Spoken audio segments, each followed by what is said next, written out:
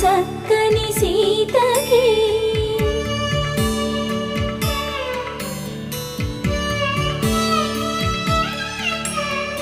ఎర్ర జాబిలి చేయి రాముడేడని అడుగుతుంటే